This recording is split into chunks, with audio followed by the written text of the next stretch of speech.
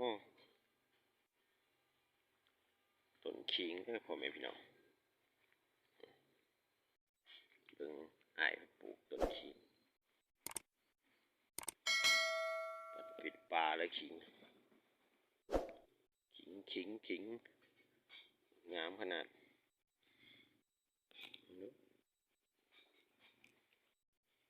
หอมแล้วปลูกขิงไปหลายนะ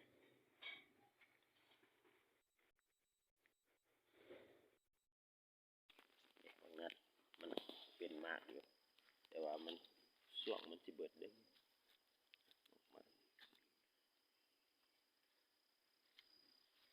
ก็ของนัดเพิ่น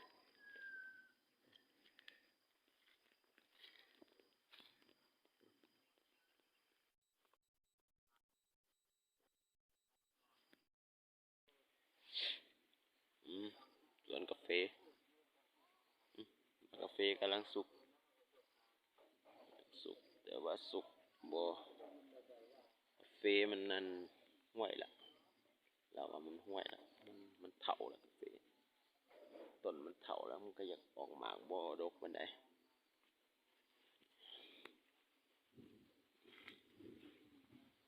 ตัวนี้ก็เป็นหลายอยู่เนาะมันแก่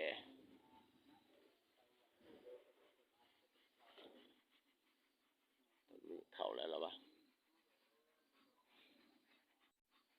เฟกัตติมอเพิ่นว่า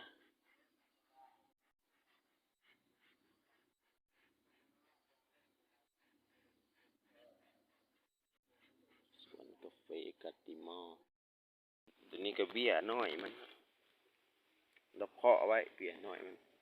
จะเอาลงปลูกแถวนี้แหละมันวางเนี่ยฟันตัวเถาถิ่มแล้วก็แกมันถิ่มแล้วก็ปลูกไม้เพาะไว้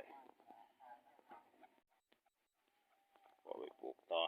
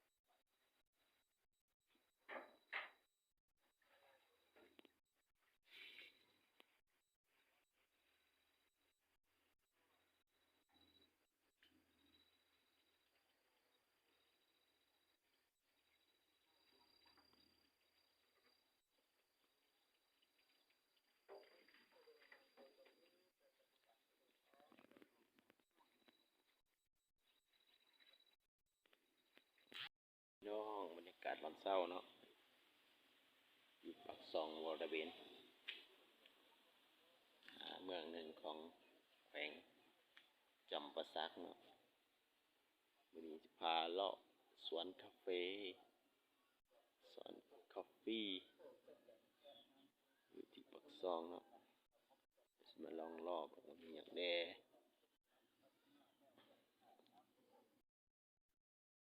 พี่น้องปิ้งซีนแน่มันนี่ได้ซีนงัวใหม่ๆสำราเลยถามกลางบรรยากาศสวนกาแฟครัวก็อยู่ติดกาแฟลืบไอ้ปิ้งฮ้อนนะเดี๋ยวพี่ใหญ่เบิดเถอะพี่น้อง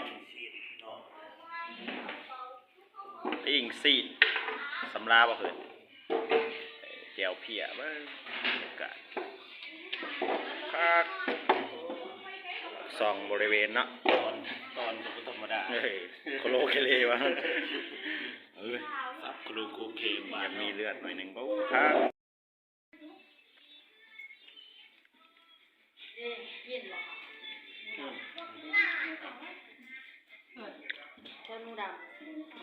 เอาเพชรนะแพนเปียกมาแล้ว ครับกินข้าว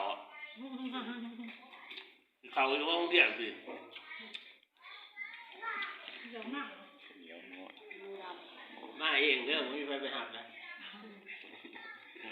ฮะ ฟ้องว่าราคาน้ำมันโดนหาแสนฟ้องอ่ะ มาจะกินนี่ได้ร้านเด้อนี่เด้อ งับเอาไง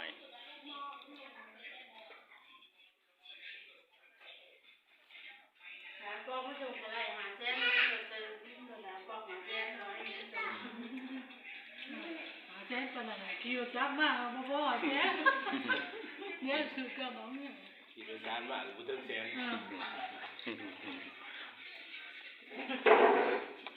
ลาวหอ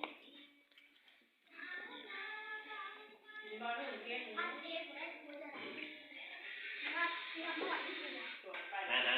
เอาผ่าเช็ดตีนแทนจะเป็นมือนะร้าน พอเซฟตี้ ไล่สุดก่อน บอก เรียกด้วย ถ่ายบรรยากาศ แล้วพอเซฟตี้แง่แง่เดี๋ยวเมื่อไหร่ สิ โอ้